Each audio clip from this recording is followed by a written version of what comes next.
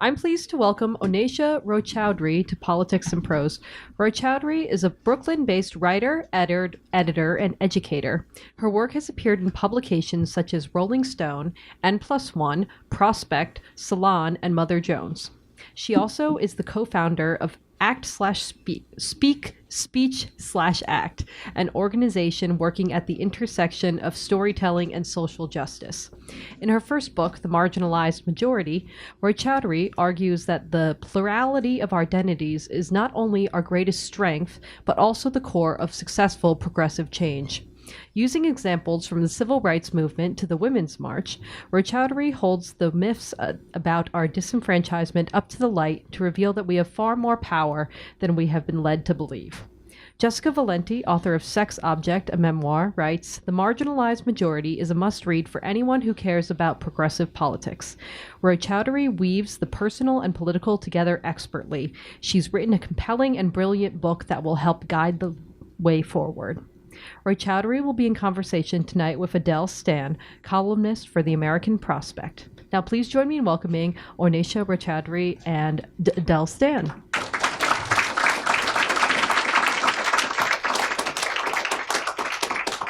Hello, thank you guys so much for coming out on this kind of gloomy. I suppose you might be able to hear me better now. I'm used to reading to kind of smaller spaces, so this is exciting to see all your faces here. And I was saying thank you for coming out on such a sort of gray and gloomy evening. Hopefully we'll bring a little metaphorical sunshine. I feel so lucky to have Addie Stan joining me. She's a phenomenal columnist, and I hope you all look up her work afterwards if you don't know it already. So I'm going to start off by reading a few excerpts from the book. And then we'll have a brief conversation and then open up the floor so you guys can ask questions if you have any. All right, so I'm first going to read from a section called Default Objectivity. In grad school, I took a literature class with a focus on colonialism. My professor, Gitanjali Shahani, was always bringing primary resources to class, often jaw-dropping early texts from the British Empire. One text in particular stood out, Boord's Illustrated Guide to People, published in 1542, during the nascent days of British empire building. At the start of the first chapter is an image of a white male in his skivvies, armed with a pair of scissors. These, the author notes, were for the Englishmen to make clothing from the fabrics of the world. Included at the front was a poem describing the guide's conceit. I am an Englishman, and naked I stand here, musing in my mind what raiment I shall wear. For now I will wear this, and now I will wear that, now I will wear I cannot tell what. All new fashions be pleasant to me. I do fear no men, all men feareth me. I overcome my adversaries by land and by sea. The idea was that being a white male subject of the British Empire offered the privilege of neutrality. You could try on the ethnicities of the world, becoming a dark-skinned Moor with great lips and knotted hair, or a light-fingered Egyptian. You could try on something else because you were a blank canvas. You could become and do whatever you pleased, because as a white man, you were invested with no other innate qualities, except, of course, supremacy over anyone who was not a white man. I was reminded of Boord's guide when Justice Sonia Sotomayor was going through the Supreme Court confirmation process in 2009. She had come under fire for stating that being a woman and Latina influenced her perspective. Quote, I think the system is strengthened when judges don't assume they're impartial, she testified, but rather when judges test themselves to identify when their emotions or their experiences are driving their results. Senator Jeff Sessions of Alabama, now the U.S. Attorney General, agitatedly adjusted his glasses and responded, aren't you saying that you expect your background and heritage to influence your decision-making? You accept that there may be sympathies, prejudices, and opinions that legitimately can influence a judge's decision? Sessions remarked, I reject such a view, and Americans reject such a view. I was troubled by that slippery slope between I and Americans that Sessions traveled in a single breath. I mulled it over for days before I recognized why the statement had lodged itself like a splinter beneath my skin. Implicit in Sessions' reaction was a presumption that his perspective was objective and American in a way that Sotomayor's perspective was not. How impossible a situation. You are raised in a country where you're socialized differently, treated as other, and then chastised for acknowledging this fact. And how odd that acknowledging that human beings are not inherently objective, that their perspectives are shaped by their experiences of the world, is so objectionable to Sessions. Here, Sotomayor was articulating the real work of approaching neutrality and objectivity. She was acknowledging her experiences and examining their impact on her perspective in order to test herself. This is the same kind of work required of any human being who strives towards self-awareness and self-knowledge. Sessions' response perfectly encompasses white privilege, the presumption that your subjective way of being in and seeing the world constitutes a uniquely objective perspective. We cannot discuss our received notions of objectivity without recognizing that they are commonly located in this default white male perspective. What we tend to think of as objectivity is actually a very particular subjectivity run amok. And there's a little footnote here, which I will read. Sessions is also a vehement opponent of affirmative action, which strikes me as a powerful irony. The reality we live in is, by default, a robust affirmative action program for white men. Like most Americans, I was raised to be a white man. I read William Faulkner and Ernest Hemingway. I read F. Scott Fitzgerald and Charles Bukowski. I came to identify with the emotionally disengaged characters, the staccato sentences, the irreverent dirty old man voice. The books I read asked me to imagine the power I might have. I got women pregnant and then worried that they wouldn't get an abortion, tying me down forever when all I wanted to do was continue experiencing my freedom. I wrote poems about the absurdity of writing poems, enjoying the decadence of imagining my readers, drinking in my disregard for them. Being likable, explaining oneself to others were not prerequisites of protagonism. I watched women move, their hips in dresses, their lips on glasses, their breasts heaving, all of it offered up to me to enjoy, to consume. The fact that I was a brown woman was not something that seemed immediately relevant when I was younger. I moved through the world with the sense that I would have access to the same kind of power as the protagonists of the books I read and movies I watched. Of course we all identify with white protagonists. They're almost always the heroes, the ones with the power to change things, to affect things rather than simply be affected. As James Baldwin put it, you go to white movies and like everybody else, you fall in love with Joan Crawford and you root for the good guys who are killing off the Indians.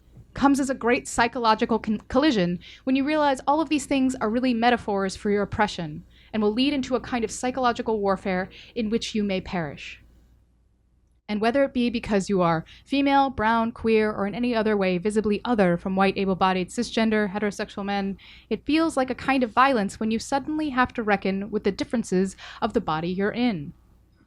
Coming of age in particular constitutes a jarring emergence of double consciousness, of being forced to see yourself through the eyes of others, even as you're still trying to form a sense of self.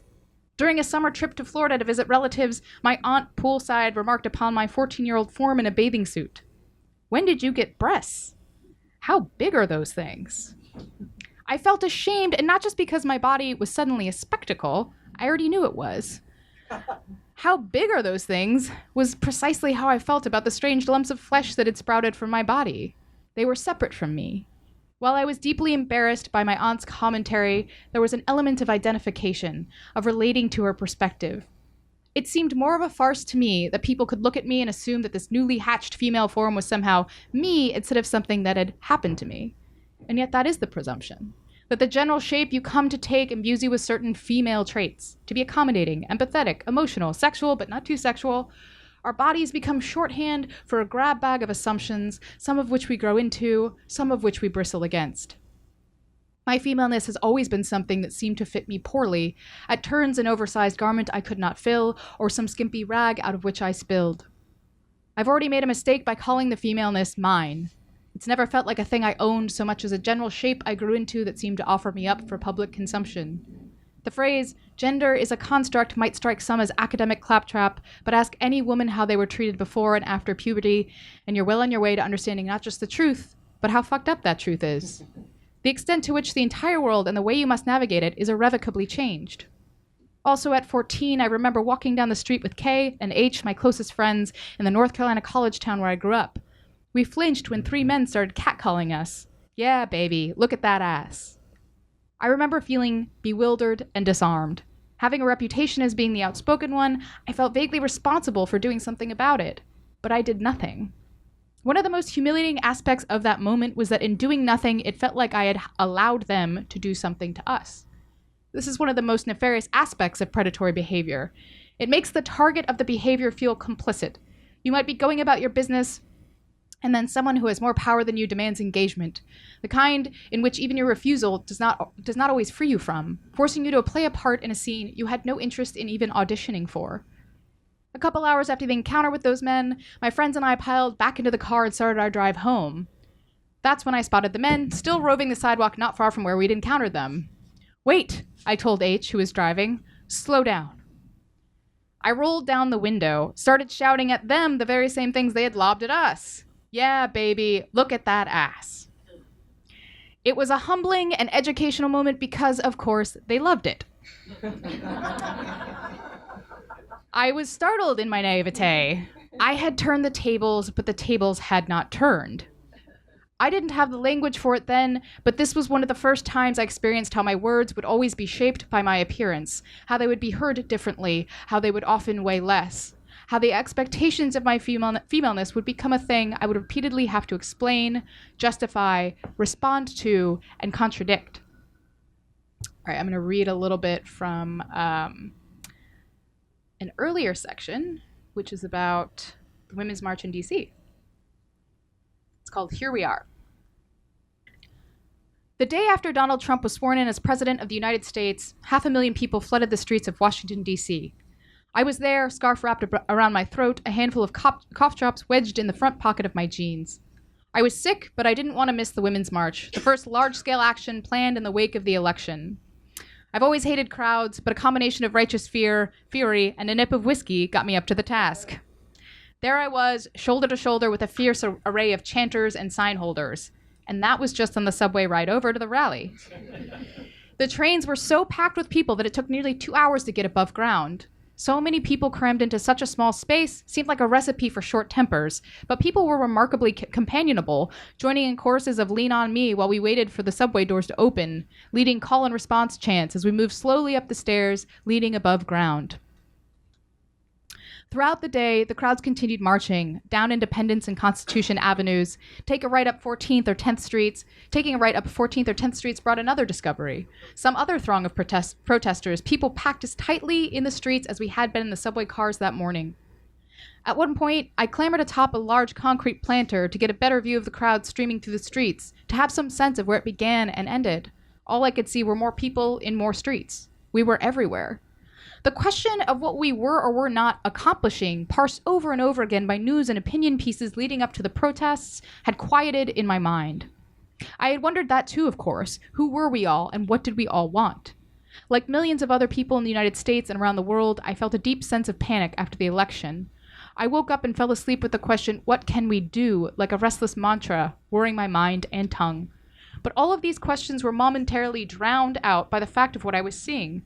The size of the crowd, the volubility of us.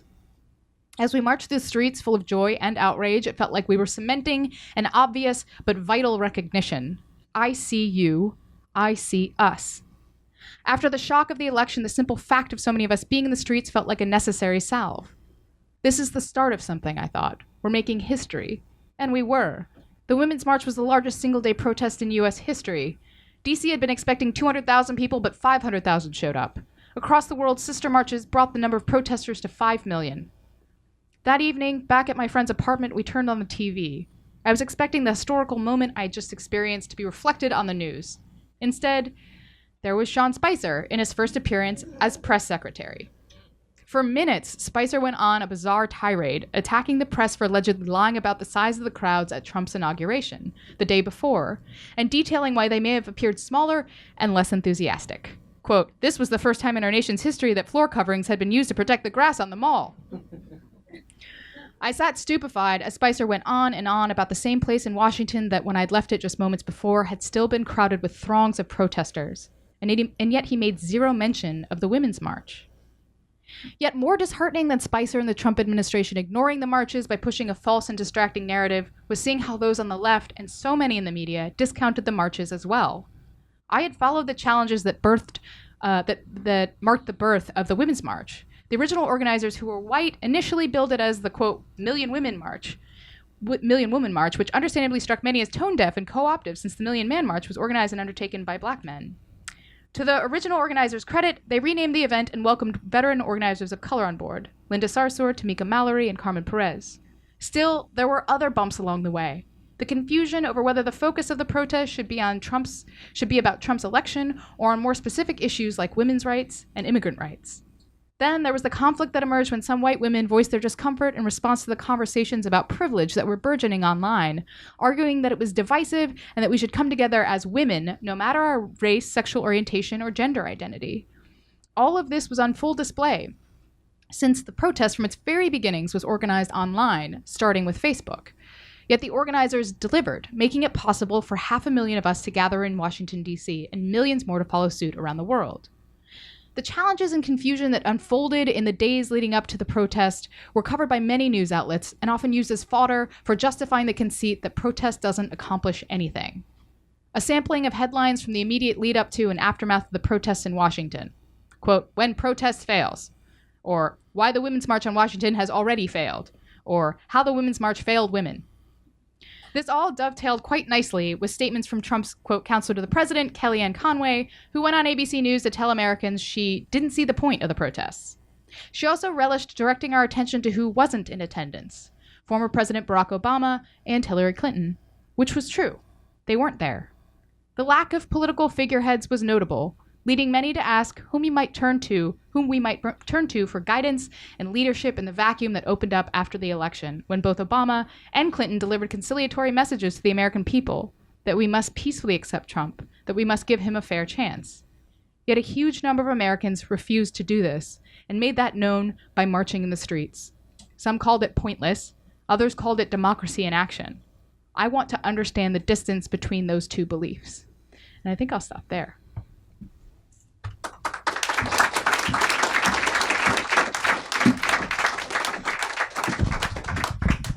Well, that's a lot to talk about. That's just the tip of the iceberg that's in this book. It's amazing the amount of ground that is covered in a book this size. And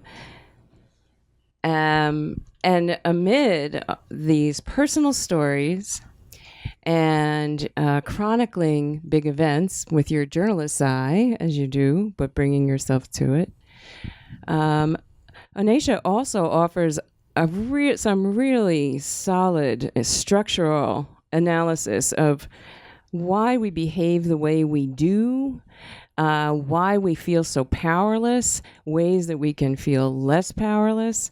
So there's just a lot to take in here, but it's all adds up to, we do not have to fold our tents. We do not have to fold our tents. Yes, they are powerful. The other side is powerful. But let's go to this Women's March thing, because I remember, of course, all of that, and it is very uncomfortable. And we are in the progressive movement, it seems to me, we are forever dealing with tensions that have existed from the beginning, right? It's the tensions of America brought into the progressive sphere.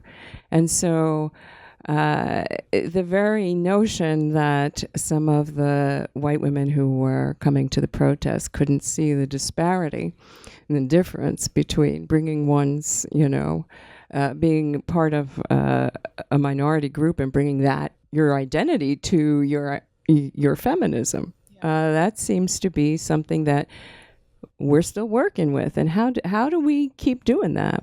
Yeah. It's something that I engage with a lot in the book, which is basically how we feel about identity politics.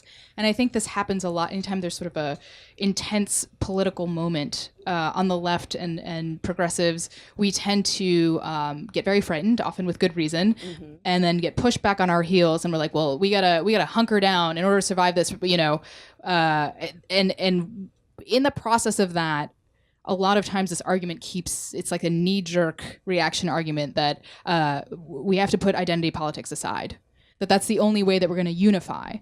And it just stands in contradiction to so much of what we know from history and identity in history, and how it's been often the linchpin of some of the most powerful change in this country. When you think about like the civil rights movement or women's rights. Yeah. And even the labor movement. Sure. I mean, that was Jewish women, who were textile workers, a lot of it, it seems to me, okay, so you hit upon something that you write about. There was this very famous and contentious op-ed that ran in the New York Times not long after the election by a guy with the last name of Lilla. And it was all about how the election served notice that this was the end of identity politics on the left. And that is very much. I mean, I'm on, as I'm sure many of you are, listservs where you hash stuff out, you argue. I mean, this was a big argument, and I think the thing that I find very interesting about the premise of your book, and we should probably actually ask you what the premise of your book is, but as I understand it, is that you are saying it's all of a piece, right? And that we don't have to just say, nobody is allowed to express their identity and the needs of their constituency in the progressive movement, because if we do that, then we alienate the white working class. Yeah, and that's something, the white working class is another one of those phrases. Like, I obviously talk about objectivity in the book, but white working class is an interesting phrase that gets bandied about a lot. And obviously, I think we should always reach out to as broad a swath of Americans as possible. But I think what's problematic is that we talk about how we have to reach out to the white working class. In reality, if you look at the who makes up the working class, it's people of color, and it's increasingly so. So I think the problem comes when we allow that narrative to take hold, because then we are shaping our entire approach to politics and to getting out the vote to reaching out to this one particular pocket of voters, when in reality, if we're talking about what's going to change things, it's reaching out to a totally different contingent of voters. And I don't know if folks were following, it was more local for me, but the win of Alexandria Ocasio-Cortez in New York. And, she was way behind in the polls. And then she went on the Colbert late night show, and he was like, how did you do this? How did you come back? And she very, calmly and unflustered was like, oh, sure, that. Well, that's just because what happens is the people who conduct polls and are, trying to see who's going to come out and what way they're going to vote, that is a very particular contingent of voters, again, erring on the side. Likely voters. Yes, exactly. Likely voters, which Addie has written a lot about in the lead up to that presidential election. But so she was like, oh, what we did is we got out the vote, locally and among different people who don't typically vote. Which is just like the most, it's just remarkable because she states it so clearly. And I feel like as soon as she does, you're just like, oh, duh, and it's really kind of embarrassingly facile. The fact that I think what's encouraging, one takeaway that's encouraging about watching this shit show politically that's been going on is I think we're starting to get that, obviously the numbers were totally off in the lead up to that presidential election, and I think we're starting to understand that it's even baked into the way that we are trying to run the numbers. So this notion that there's but just look at the numbers. It's there's no numbers separate from these built-in prejudices and focus on a very small pocket of voters. Yeah, I felt during the presidential campaign that the Trump voters, the likely Trump voters, were being undercounted, because we would go out and to these rallies and they'd be packed. And then you ask people, well, did you vote in the last, couple of election cycles? And well, lo and behold, they didn't. They hadn't. So they're not getting counted. Their votes are not getting counted by the pollsters. And this leads to, what I see a lot in what you're doing here is you're challenging the frameworks and prisms through which we tend to view our politics, whether it's framing the numbers game wrong or the so-called objectivity language that is, that shapes journalism, right? So, I know you have a few things to say about how the notion of journalistic objectivity shapes our conceptions of reality and also shapes reality. Yeah. Yeah, and it's been interesting to watch too. I mean, we were talking a little bit before the event started about our own how we both ended up in kind of progressive media, and we were both kind of like, well, we just could never hack it anywhere else, you know. Couldn't do the objectivity thing. You just couldn't do it, you know. But that's the fact is that what we were talking about is that being passionate and concerned and very much aware of what the stakes are, that is not a tone that is encouraged generally in journalism. And I am all for being thoughtful and reasonable in our tone. But I think the problem comes when we are all trying to adopt a certain tone without really unpacking that, you know. And I think that there were so many journalists who felt such deep regret after this last presidential election because of their reasonable tone, right? They thought like, oh, this is very unlikely, and I'm just going to be, you know, that calmness is part of what led to this, you know. And there's a time for being able to frame, you know, like if someone is lying who's in power, put that in a headline. Turns out that's relevant, you know. But I think there's often this bias towards seeming very reasonable and centrist and neutral. And I guess the thing I want to push back against is if we're talking about being centrist or neutral, we're kind of talking about being in the middle. And I think what I wonder is, what are we in the middle of? You know, and if there's a handful of extremists who have kind of grabbed the mic, then we're inherently just going to be pulled in that direction. So I just really wish that journalists and readers of journalism would keep that in mind and say, like, okay, what are our goalposts here?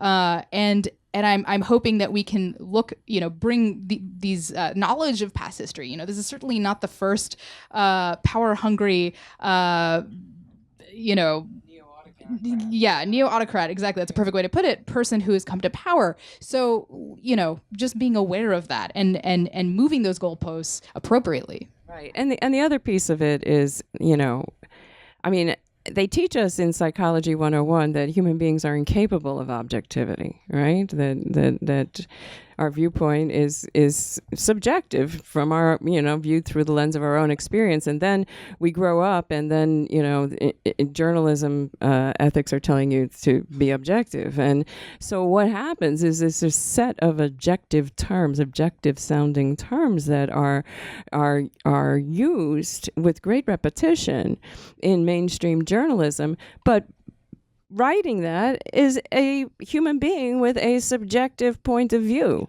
So the subjectivity of the confirmation bias of the person who is writing that is obscured by these terms, these distant, cold terms, right? Yeah, and I think one of the things that might come as a surprise to a lot of people outside of the journalism world is that so often these, you know, you're like, Psychology 101, there is no pure objectivity. In newsrooms, objectivity is often not defined. So, but it is a God at whose feet one must worship, right? Yeah, absolutely. And so, I mean, that kind of gives you some sense of how it's kind of like a Wild West, so that everyone's sort of trying to adopt a particular tone when that tone and what it means is often not even defined or engaged with in a real substantive way. So, you know, and I think I started to get even more concerned and aware of this being a problem during the coverage of Occupy Wall Street. And there were a number of journalists who had attended protests and, you know, were found out just through social media or like photos and were fired. Yeah, you tell the story of Lisa Simeone and Curran, I forget her first name, but yes. Yeah. This was in New York City of all places, right? Yeah. I mean, which was just fraught with protest. Yeah, it's just kind of, which, you know, which isn't to say that there can't be some rules and creating guidelines around what journalists can and cannot do, but you know, again, this is a case where they were fired, and it was because they the quote from one of the public radio people about the firing of one of these journalists was, well, she chose to make herself part of the story, right. And when she did that, she could no longer be a journalist. And, you think about what the Occupy Wall Street protests were about, and it's, 99%, 1%, banks getting a huge bailout, Americans losing homes. These are things that I certainly, as a journalist, and other journalists I know who are struggling just along with every other. It's not generally a high income, profession. Surprise. I always tell people I mentor, it's a great life, but it's a lousy way to make a living,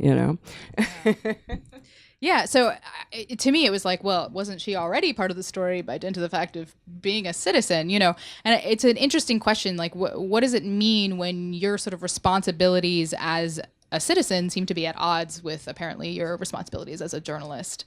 So I guess I'm just really, I hope that we engage more as journalists with this question of what do we mean when we say objective tone? And you and I were both talking about how we felt the need to kind of sanitize our perspective and when we came to the page, when we're writing about things, to seem more official. Right. More acceptable. Yeah. And of course, as women, if any passion you might convey, you always feel you're a suspect of being too emotional, So we should get to Me Too. Yeah. Because that certainly is very much a part of this story, and you made yourself a part of the story. How dare you? I did. I did not mean to. Onnesha and I are alums of a particular journalism enterprise that had a very large Me Too moment, and This American Life did a program called Five Women about Alternate, and its founder, Don Hazen, that is still alive in their archives, and I urge you to give it a listen. And Onnesha was part of that.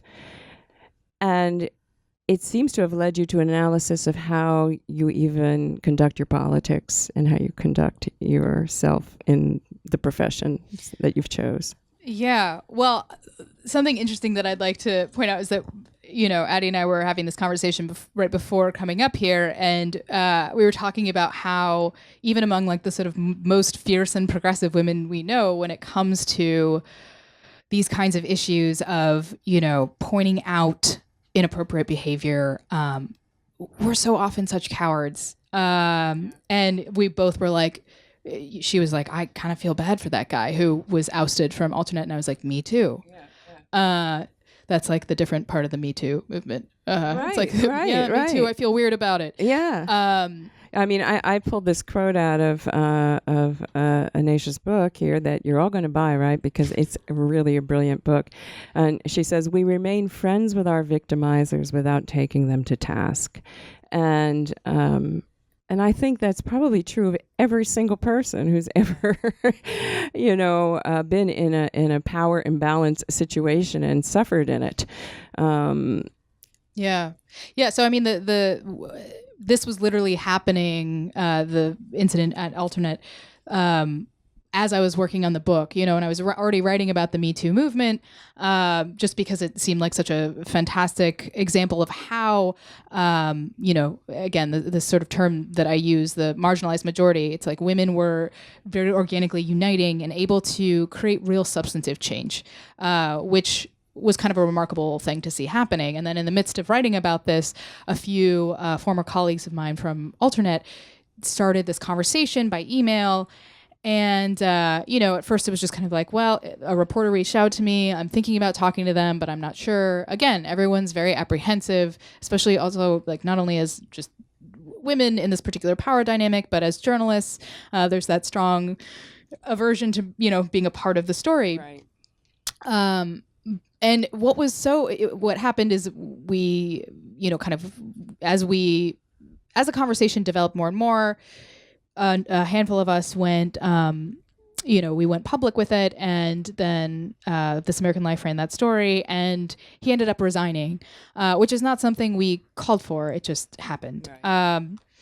And what was interesting about that, just along the lines of what we were just talking about, is that as it was happening, like once we heard, because before they went live with the story, the This American Life story, they shared, the main content of what would be airing with the board of Alternate and with Don Hazen, and there were just emails among that group of us. There were constant emails being exchanged where we would all take turns being like, "Oh God, is this okay? Like, are we right to do this?" Yeah. And it was literally like we would all take turns being like, yes, no, showing dick pics to your employees, your young female employees, is not appropriate. Like crazy things that you would think that we would just be like, yeah, of course that's wrong, right? Yeah. It's just, and I think we have such an arsenal of reasoning behind why not to make a big deal out of a thing, but we don't have the same arsenal of like, no, we should change this. Yeah, right. And some of it, I mean, it's familial in these small journalistic enterprises. Totally. There's a strong sense of family, and you're often in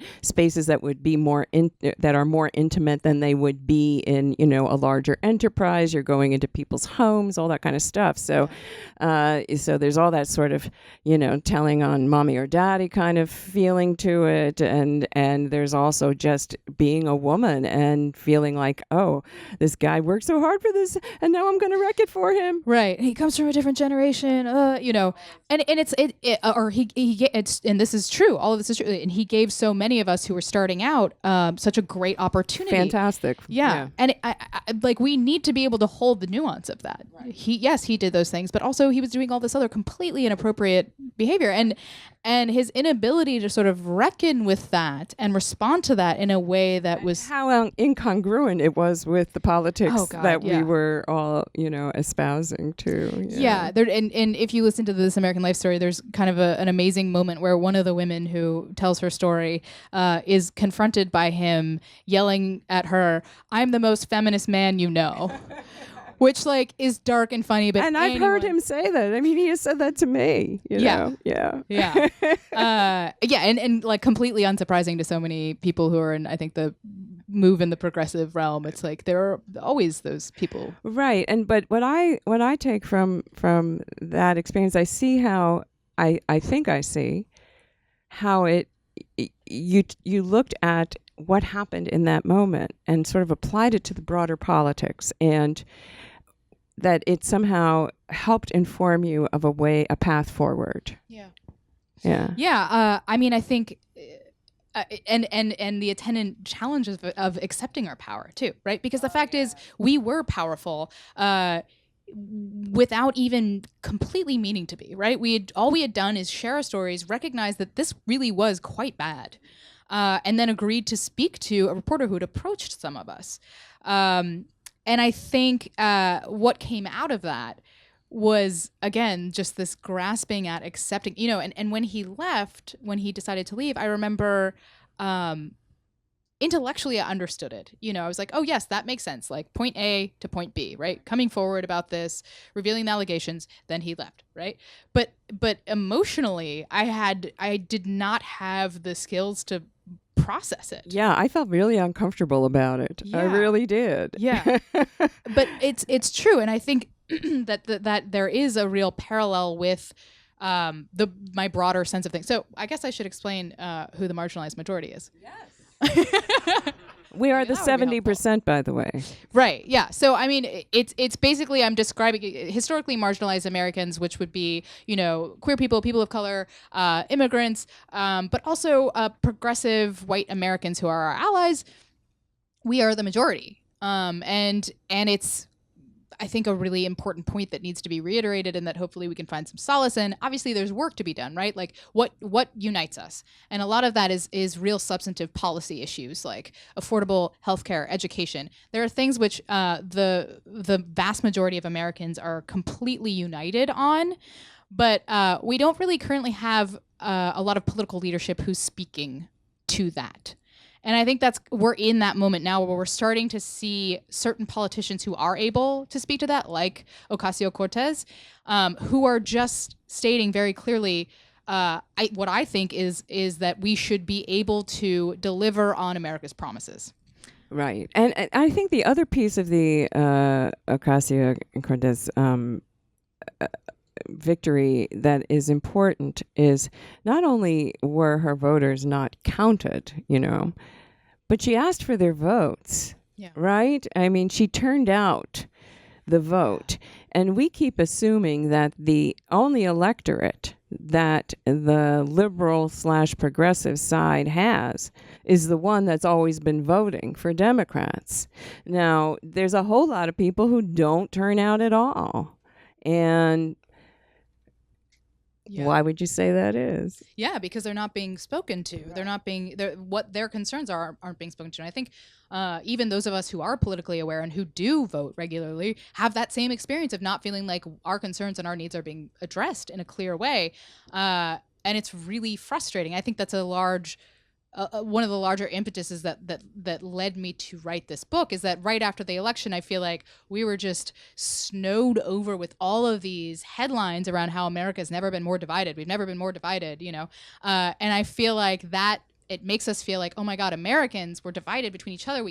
We'll never be able to have a Thanksgiving. And as if it's like a 50-50 divide, right, too, right? Exactly. But in reality, I feel like the real divide is between the majority of Americans and a handful of extremists, and just generally the more institutional Republican and Democratic leadership that's just not taking the hint. That they need to speak to the majority of Americans, which is a completely different divide that that puts the onus not on us but on them and on us to demand certain things of those that we elect. But if you form that majority and show it delivering some results, you got a better shot at even changing the minds of what we might call the institutionalists, right, in the Democratic Party. So I guess it's time to take some questions. Oh, yeah. Great. If anyone has questions. Yeah. Isn't the problem the donors? I mean, it's the donor class. Say a little bit more about that. Well, I just think that, the left, the broad Democrats, everybody has to fundraise, and the donors, the funders, they're not that liberal.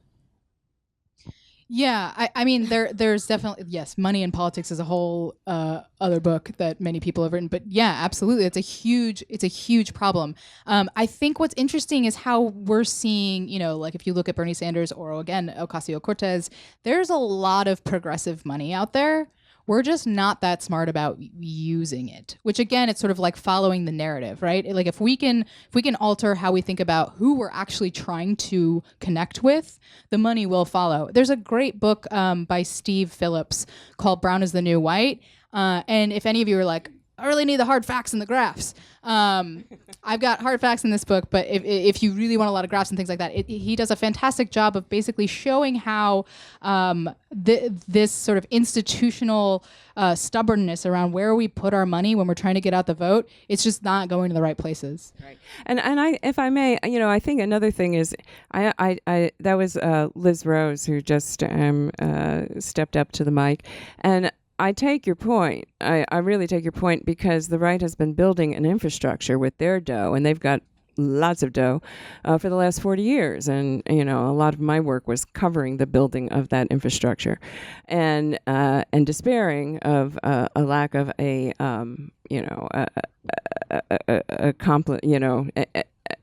complementary or opposing infrastructure on the left that could in any way take that on. And then periodically donors will step forward and say, oh yeah, we need to make an infrastructure just like the Koch brothers. Well, no, our people are not like their people. You can't tell our people what to do, first of all, right? It's just not going to happen.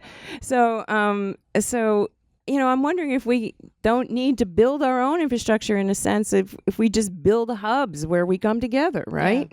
Yeah, and I think have a little more integrity and bravery when it comes to reaching out to ask for money. Yeah. Oh, hi. I've been in the anti-racist movement my whole life. I've also been in the union labor movement my whole life. So I think that a lot of what Trump has done is really use the race card and has tried to really divide us by race. And I've fought the Nazis and the Klan literally over 45 years. And this is a new resurgence of this coming. And I think that it's really important that we come together as anti-racists and organize against this. And the Nazis are coming August 12th to Lafayette Square. There are a lot of workers and students and people of goodwill, hopefully enraged, will come. And I think that it's very important that we have a strong showing to say they are not welcome and there's no free speech for racists, because racists kill people. And so that's my in my comment. You look like you have something to say, but I'm also happy to respond. Yes, I mean, I feel like there's no doubt that Trump, as part of his strategy, has been speaking to a very particular contingent of Americans and to very particular American fears, and there's really no other way to put it except it's disgusting and frightening. And I feel like people who have really lived through times of this before, it's like there are a lot of parallels. The thing that I would like to remind people of is that this is still a handful of extremists. So the people who are actually coming out as part of Nazi rallies, it's despicable. It's a small number of people, which doesn't mean that we don't have a responsibility to pay attention to it and be aware of it, because this is our safety and livelihoods. But also just keeping in mind that this is a very small percentage of people. And I think that most Americans, like, you think about the number of white Americans who voted for Obama, and I have no doubt that a number of them might have, I mean, as we all do, there's no American, there's no person who doesn't have biases and some bigotry. We're all just acculturated in that. But I think that Obama spoke to, the sort of better angels of ourselves. He was speaking to the aspects of ourselves that were about coming together, about unity. So there's always going to be some really extreme folks who are just find their identity based on hatred. But there's also I think the vast majority of Americans who, if we speak to their better natures, like will be on board and do the right thing. But I do think this line from your book is really important. Trump is not our ailment; he is a symptom of it, right? Yeah, he unleashed the dogs, basically, the sleeping dogs that we had left lying, and so this is an underlying problem in the U.S. and I may be a little too fixated on Nazis because that's kind of been my lane, right? That I've pursued covering the right wing. I find the danger of the Nazis not so much the Nazis themselves, but that again the breaking of norms and the widening of license to express a really despicable things. But anyway, we're talking and people have questions. It seems that the voices of progressives are stifled in large part because of the failure of the mainstream media and the fact that it seems that the voices of progressives are stifled because of the makeup of the mainstream media, the fact that there's just 6 corporations that control 90% of all media outlets. And there's all these false narratives. And during the campaign, for example, in 2016, Bernie Sanders got very minimal and always negative coverage from most of the mainstream media.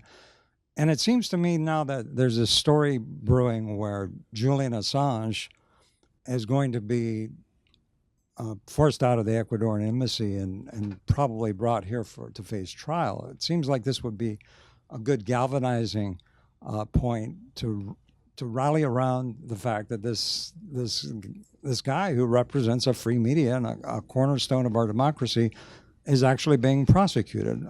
I just wonder what your take on something like that would be.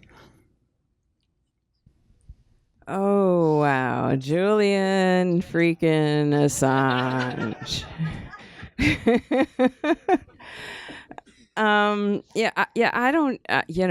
I don't have a lot of love for Julian Assange aside from the charges against him of sexual assault.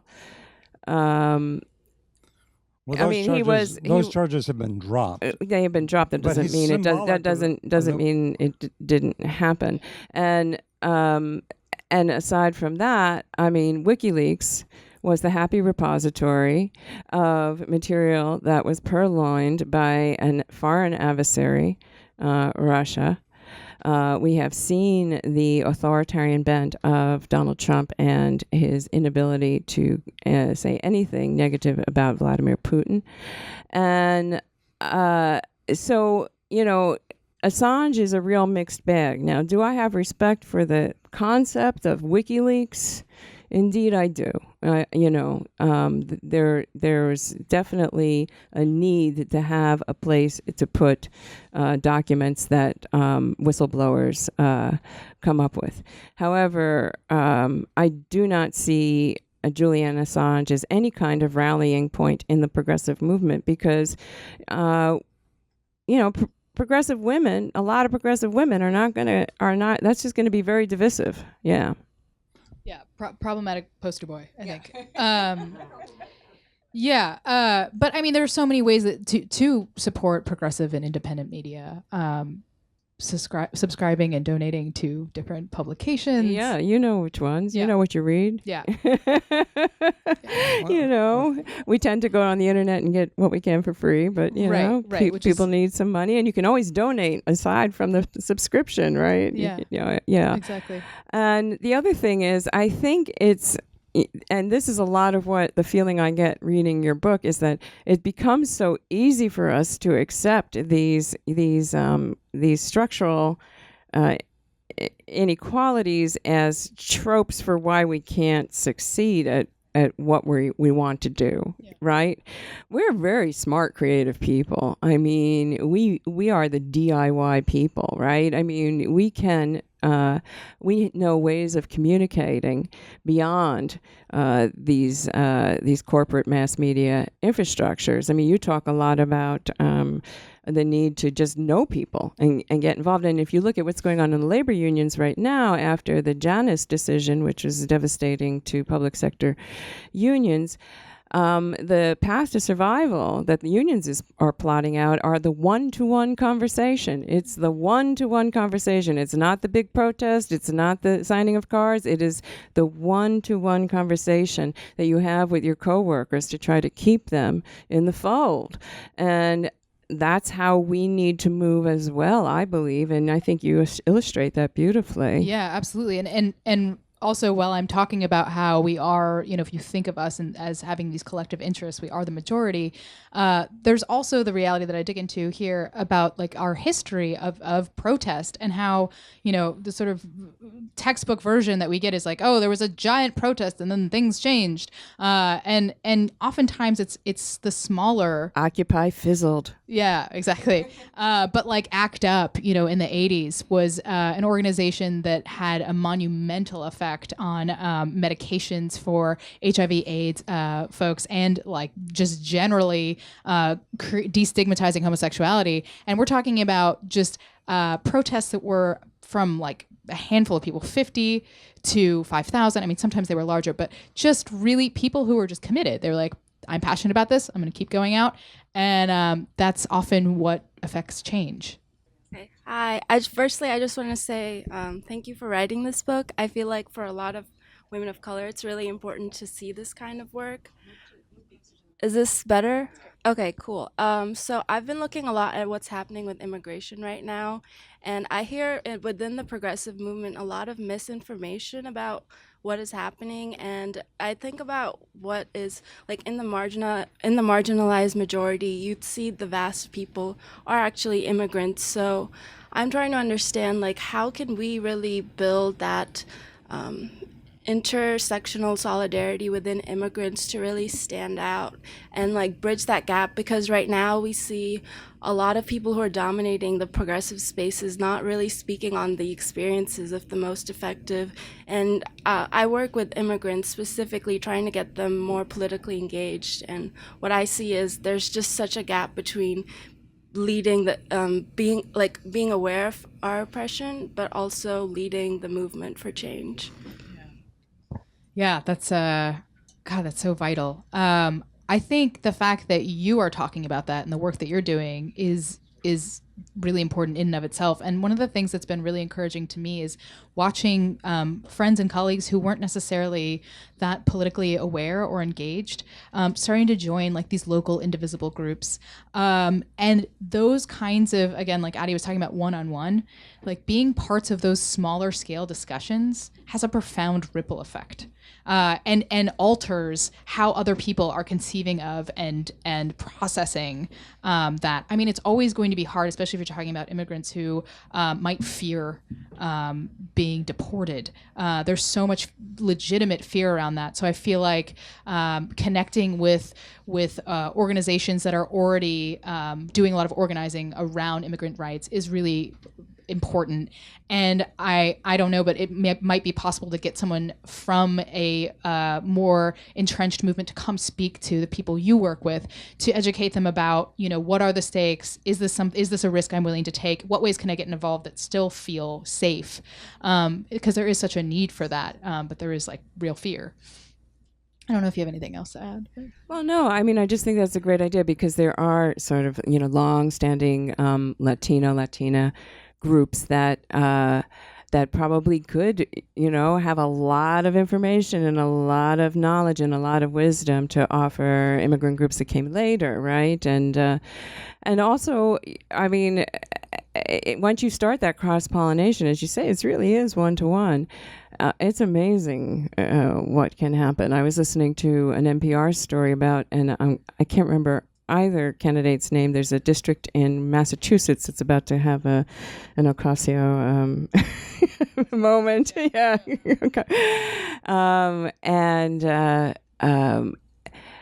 The woman who is running against the incumbent congressman in the primary is African American.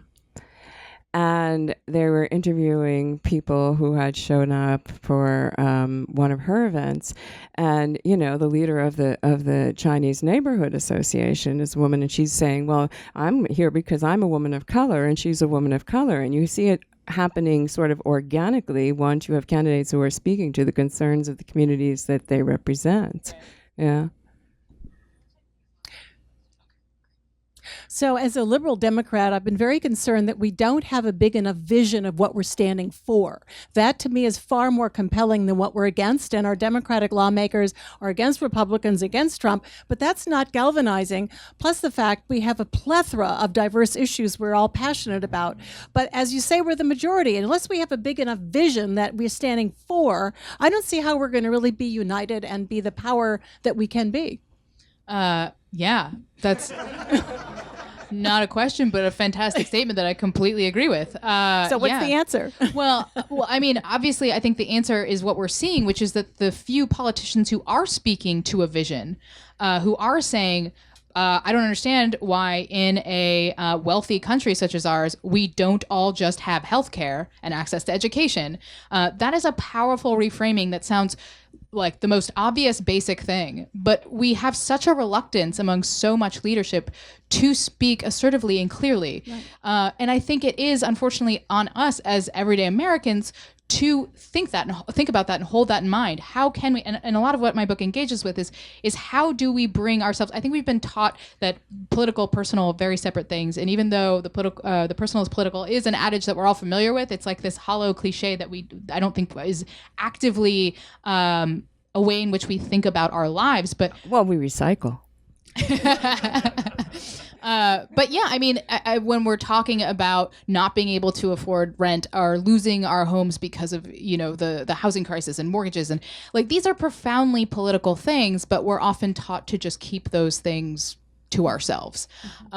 So I think a big part of hopefully getting the leadership that we need and deserve is being more vocal around oh, we do think that it's a basic thing that we should all have health care. We demand that. And that we're going to be robust in our demand for that. That we're not going to say, okay, well, I guess based on the candidates offered, all right, yeah. You know, we do a lot of compromising before being just straightforward and assertive. And I think that you know, it's certainly not the only thing that needs to happen, but it's a big piece of the puzzle, I think. Well, and I think a lot is the framing too. I mean, there are studies that show. I mean, you know, you ask Americans what they think of socialism. Socialism bad. You poll people on individual issues, and they are socialists, right? I mean, the majority of Americans really. I mean, you know, they don't want socialized medicine, but they want health care for all. So yeah, and these contradictions run so deep. I mean, like when Reagan was in power and he was, you know, just gutting healthcare in a lot of respects, the vast majority of Americans thought that healthcare was a right. Right. So it's like, wait, what? You know, yeah. Here's our last question for the night. Hi, I was wondering if you feel that the Democratic Party should run more on a, I guess what I would call a broad front strategy. I'm thinking of Connor Lamb in Pennsylvania, how he worked that district for an extensive period of time, and I don't think he was expected to win, and he did. He was from that district, and he let the people know that, and they rallied to him. And then we also had Ocasio-Cortez in New York. Shouldn't the Democratic Party, seeing that we're about 3 months before the midterms, kind of stress it that way, you know, according to each particular district? You know, the uniqueness of each district in terms of the candidates that they have? Yeah. Again, I think that that's absolutely a sound strategy. But I think also we're talking about a combination of being able to speak to very clear desires and needs of the electorate that I think will be local, but also overarching things that the whole party can agree on. But I'm talking about in terms of getting actual power. Yeah. Actual control of Congress. It happens district by district. Yeah. I mean, that's how it happens, right? And so once you have people knocking out incumbents in primaries with a program, with the programs we're talking about, I mean, you will move the party, but it can't start with the party. Yeah. You know? Yeah, they will. They have to follow our lead. Yeah. So you ready to lead, folks? You ready? Buy the book. Thank you so much for coming. And thanks to Addie. Thank you. Great book. Thank you, Onnesha.